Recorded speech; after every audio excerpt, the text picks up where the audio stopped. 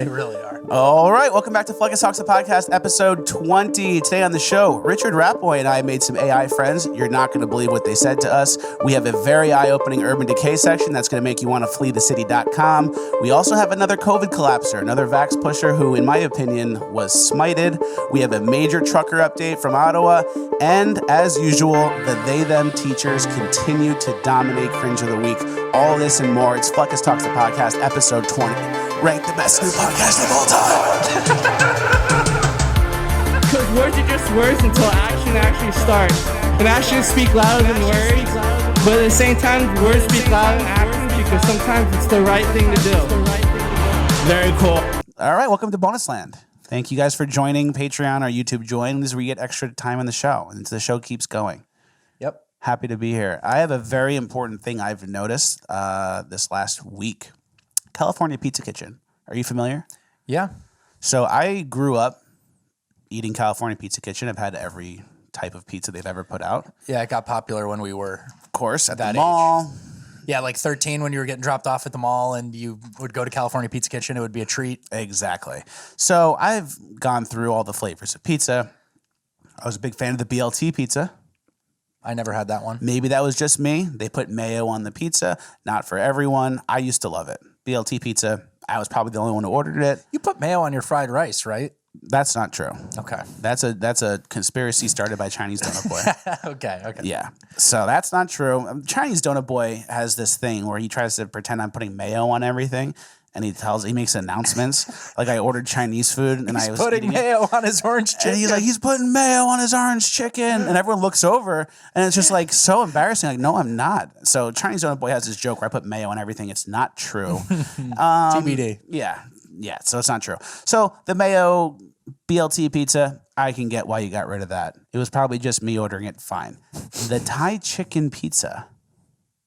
Okay. What happened to the Thai chicken pizza from California Pizza Kitchen? That was one of the best pizzas I've ever had. Did you go to California Pizza Kitchen? I looked at the online menu for ordering the frozen. Okay. So this is just CPK frozen. Maybe it's still in the store, but I've only been eating the frozen pizzas. Okay. What happened to the Thai chicken pizza from CPK? I missed that peanut butter chicken on my taste buds.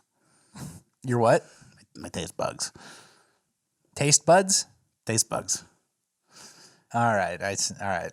Shitty catatonic bit. Yeah. Taste bugs. You're saying buds instead of buds. Those little dots on your tongue, and they tell you what you're tasting. The symbiotic relationship, like the bird and the crocodile mouth, the taste bugs. So they're bugs on your tongue in this bit, and they're the ones that give you the taste? Okay. Richard Rapboy and I have a thing. It's like a catatonic bit thing where I'll just say like a brain-fried sentence. Like, you ever get stuck by a scorpion? And then people just go like, what? Stug. You ever got stuck by a scorpion? You ever saw a demon? Yeah. You ever been to Orlando? You ever been to Orlando? Actually, this is a good opportunity to talk about our new bit that we've been doing to ourselves. So he'll get catatonic like that. He'll be like, you ever get stuck by a scorpion? And I'm like, all right, buddy, like, you're annoying. You're in this catatonic state. You're basically a vegetable, an extended vegetable, but with a mild sense of humor. And so when he's getting into that, I'll be like, yo, did you see what happened in Detroit? And he'll be like, no. And I'm like, what's that guy's name? Dude, I forgot his name, but I think he'll he's like, keep me engaged. and I'll be like, you think he's the mayor there? Are you sure you haven't seen this? You I'll sure? be like, no, what is it? And then he'll have his phone. at the end of the day, I'll be like, oh, you see this?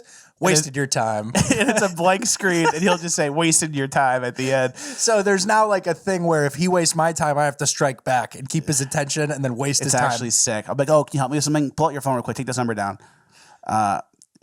Wasted your time.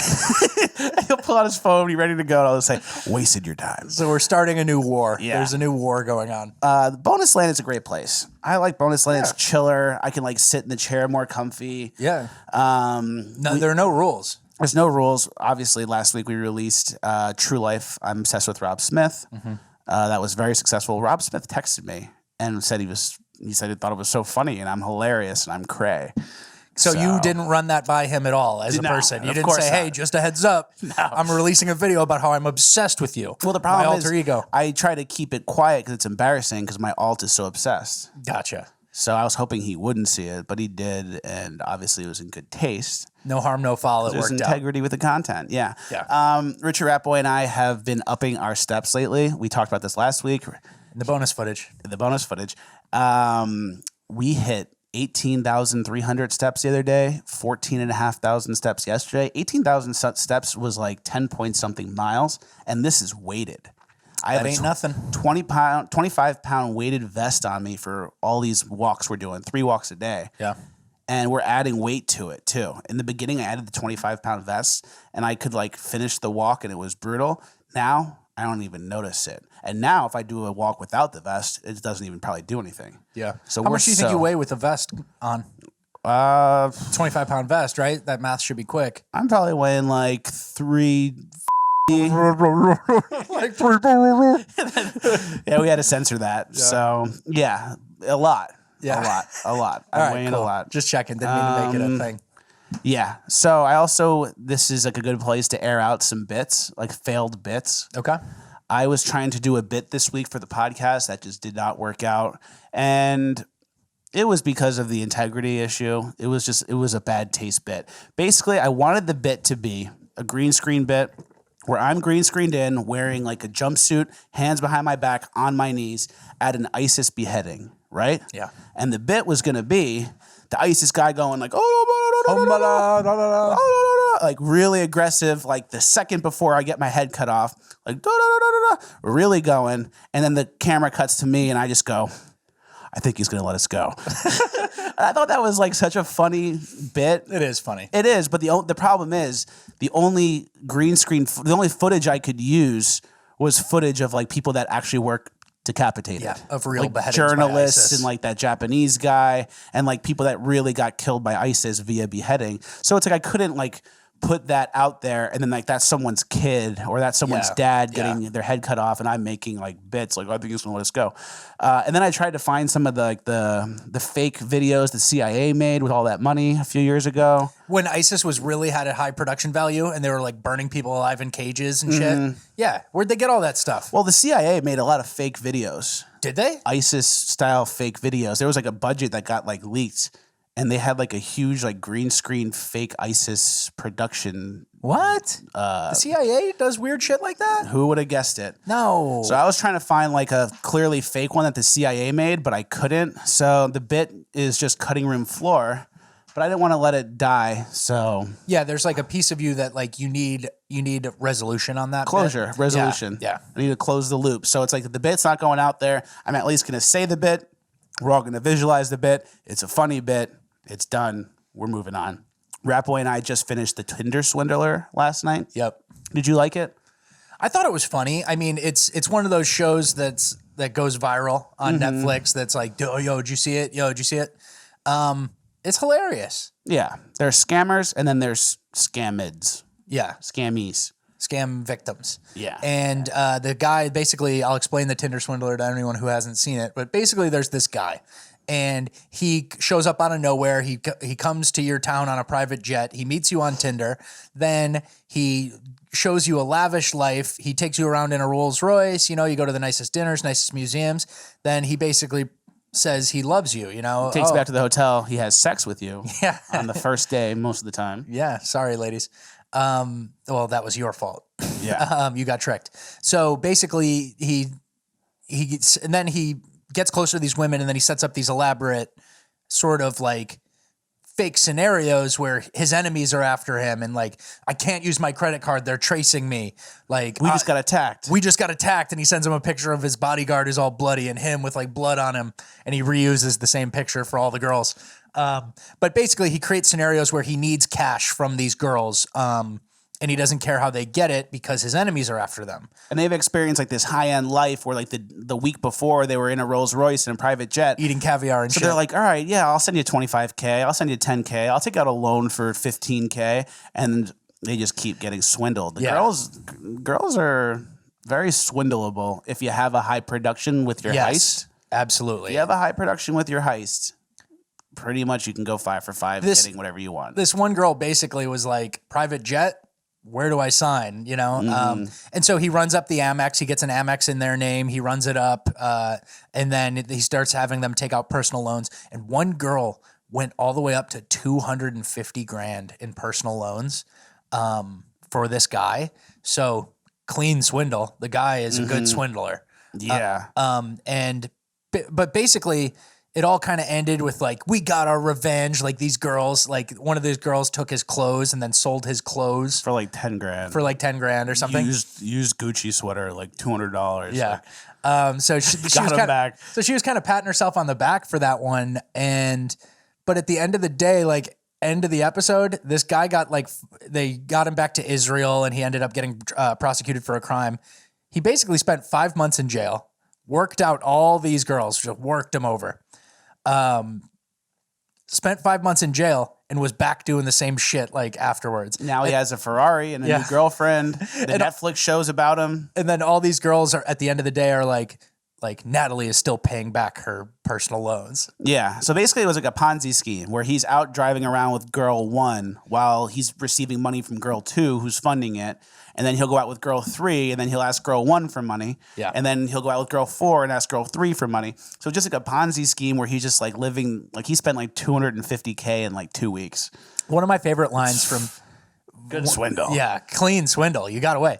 One of my favorite lines from the thing is this girl realizes that she's getting scammed. Like she's the final one who realizes and is the one who sold all the clothes. She's realizing she's getting scammed and she goes, "You're spending all my money on bullshit?" And it's just like, yeah, bullshit you loved 2 minutes ago. Yeah. You know, bullshit like, yeah, the Rolls Royce going around Paris and all that. The helicopter ride. It's Yeah. like, remember the helicopter ride you took? Yeah, exactly. So it's like, it's bullshit when it's your money, but when it's some guy love bombing you with fucking, you know, an endless bank account, then it's real emotional But connection. the guy he got a lot out of it, did 5 months, and now he's back doing it still. And like, ladies, don't get swindled. If you don't want to get, once you have sex with the guy, it's like now you're kind of like attached to him and you like him. That's the vulnerability. Don't fall for it. Yeah. So don't get swindled, ladies. Never take out a personal loan for anything, especially in some conflated scenario where his enemies are after him. Yeah. So, I mean, that's just like a base level lesson. The only money you need to send is to us. At Plug Us on Venmo. Our enemies are after us, dude. We need help. They're coming for us. Oh my God. Ah! No. Get out. Okay, they'll send us the money. They're $335. We'll get it. If everyone sends $5, We need $335. We need $335 immediately, please. It's important. So yeah, if you want to watch it, it was a good show. It was a good movie. It's a good little culture piece. Everyone's watching and talking about it. Yeah. Speaking of little culture pieces that everyone's watching and talking about, there was some controversy in the crypto world, the NFT world. Really? George Floyd NFTs were made. I've seen those. A couple groups have made them. Floydies is one. Polypunks is another. They made the George Floyd NFTs, and then this Asian guy on TikTok like pointed it out and was like, "This is racist. Like, we need to dox these people and figure out who created it. These racist things." And then he reported it to OpenSea, a platform that hosts NFTs, and they took him down. Wow, I thought the blockchain, the whole point was you're not supposed to get like taken down. That's what I thought too. And then the reason they're taken down is because it's racist. And it's interesting because it's so binary. It's like if you own a George Floyd NFT, you're either racist. There's no other. There's no like, you're just racist. Yes or no. And it's like, oh, George Floyd NFT, he owns it, racist, done. But it can't just be a joke. Can't just be like a joke. A little poor taste for me, but whatever. Yeah. Live and let live. A violently insensitive race-based joke. Yeah. Well, it can't be that anymore. It can't be someone being a jerk. It can't be someone like being funny. Oh, they're trolling. Yeah, it can't be a troll. It has to be, it's racist, and everyone who owns it is a racist, and now we have to delete it because the Asian guy on TikTok said it's racist. And it can't just be an insensitive joke that you don't like, a joke you don't like. Yeah. We're not allowed to have jokes that people don't like anymore because it means this horrible, worst thing. When if you look at the 1,000 minted George Floyd NFTs, I'd say a majority of them are held by people who are going, haha, George Floyd NFT. Yeah. And like, that's the joke. Yeah. But we can't have jokes anymore unless they're for everybody and not offensive. So that's annoying to me. I really don't like that. It makes me want to get my own George Floyd NFTs if I haven't gotten them already. Forbidden fruit. It's a like, forbidden fruit. Yeah. And it's like, why shouldn't we have George Floyd NFTs? The guy is one of the most important people in the world. he should exist in the Didn't blockchain. he have a gold casket and like statues? Yeah. And Doesn't he have murals? statues and 3 gold casket funerals while everyone else's grandparents died alone? We can't honor this guy on the blockchain. And that's like kind of the bit. Yeah. It's like pretending to, oh, George Floyd's, he's so popular. He's such an important character. Of course I want a George Floyd NFT. Yeah. And it's like that tongue-in-cheek bit. And then you own the NFT and it's like a joke and it's funny. It's worth $100 or something. It's not like it's gonna be the the George Floyd NFTs, but the weird monkey NFTs that are worth $2 million. That's not offensive. Mm-hmm. Like, isn't something wrong there? Why is that picture worth $2 million? Yeah. But no, the bad joke is the one you gotta fucking sniff out. Yeah, so it has to be one or the other. It can't be. It can't be like, oh, there's people making a joke I don't like. It has to be they're irredeemably racist, horrible people. Remember Louis C.K.? Get out of society. Get out of society. Delete them because I said so, and everyone agrees with me. It's like, do they? Let's take a vote. Remember Louis C.K. made a joke about like school shooters. I think it was about Parkland or something. Yeah, I do remember that. And it's like, yeah, it's an insensitive joke you didn't like that you might think is not funny, and maybe it's not funny. Go write a book about it. But let it be. Why do you have to go on offense to remove it? Why can't you just not participate in it? If you don't like George Floyd NFTs, I would recommend not buying them or owning them or looking at them because you're going to get upset. But that's not enough. People need to go out of their way. OpenSea needs to cancel it because we have evidence of all this racism. It makes me want to have my own George Floyd NFTs, like I do. Is that an admission? I do. I'm allowed to have them. And I'm not racist. I don't hate any group of people. I just think it's funny to have one because it's such a dark joke. Yeah. And people are scared to have things that push the line. So that's why I have it. I don't hate anybody. So you're a barometer. You're a free speech barometer. Yeah. And if that Asian guy wants to come talk on the show, we'll happily have him. Cool. Yeah. I hope he says yes. Me too. I don't think he will. What are we working on for next week's show? We have an interview with, what's it called? Yeah, we have an interview scheduled with a loss prevention expert. So we're kind of trying to dig into the world of the shoplifting mania that's going on across America right now and hear from an expert perspective. So this guy was a LP, loss prevention officer or whatever you want to call it, manager for a department store for 15 years. Still has friends in the industry, has seen it all. I think he's caught a total of like 3,500 perps over the course. Him and his network have caught 3,500 people. So we're gonna see some stories. Absolutely, that'd be fun. And if there's any other topics that you guys want us to cover, or things you want us to bring up, or things you want us to mention, any good points you have? I think interviews too, especially. You guys want interviews? If there's any person who you think would be funny to interview or funny to hear from, that would be good. Let us know. We're also going to CPAC next week. I think we're going to have a booth set up at CPAC. I'm not 100% sure. They messaged me. Last year I went to CPAC. They kicked me out for not wearing a mask. Yeah, remember? I filmed it. And so I've been kind of like playing a little hard to get. Like they message me, I don't reply. They message me, I reply the day later. And someone has to kind of feel like, hey, last time you kicked me out of CPAC for not wearing a mask. Now you're trying to get me to come again. Like there needs to be some sort of closing of the loop of what happened last time and acknowledgement. Yeah. And they're like, oh, there's no mask rules this year. Sorry that happened. Like, we love that you stood up for what you believe. Like, they're on my side again, which is great.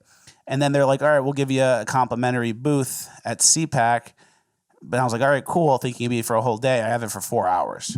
So it's like 4 hours. What am I going to get in, get out, clean it up? It's going to be funny, too, because CPAC is like, I don't want to say it's establishment because it's improving. We should just do a Fleckus Talks vid, like where you pull out the recorder and you walk around. We don't need a booth. We don't need a booth. I kind of want the booth because everyone screen whatever you want. Everyone's there is going to be like, Blaze TV, Daily Wire, Fox News. Like it's going to be like all like their nice booths and nice pamphlets and posters and like all the equipment, and we're gonna come with the green screen and some shitty lights and just ruin the fucking media row.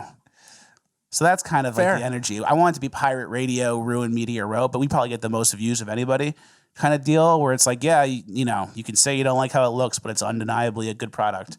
So that's kind of what I want to get out of it. I don't want to fight with CPAC anymore, so I hope there's no mask problems or no issues.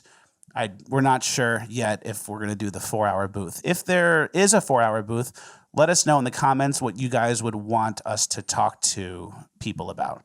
There's some people there. Maybe we get Dan Crenshaw on the show. Ooh. Maybe we get Rob on the show. Robbie. There's going to be a lot of opportunities to get some famous conservatives on. So leave us some comments of who you'd like to see and then what you'd like us to ask them. Cool. This can be where we bounce off ideas. Usually I don't like to take notes or say like, oh, what should I talk about? Because I think it means you have a lack of vision. You're weak. So whenever content creators are like, oh, like, tell me what you guys want to see or we want to hear more of, I don't like that because that means that you don't even know what you're doing and you're not even presenting. You're just presenting whatever comes up and you don't even have like a vision or a plan. That's true. So I don't like when people do that, but we'll keep it tight here in the Patreon, YouTube join bonus land because this is all the hardcore people. Yeah. So if you guys have some input and some notes, we'll listen happily. And if not, no big deal. We'll keep it going. We'll keep it running and we'll keep these shows coming out every week. So thank you guys for watching. This is the bonus footage. Like, share, subscribe, all the good stuff. You already are. We appreciate it. Shotfuckers.com for the best merch in the game. We appreciate that too. We will see you guys at the next one.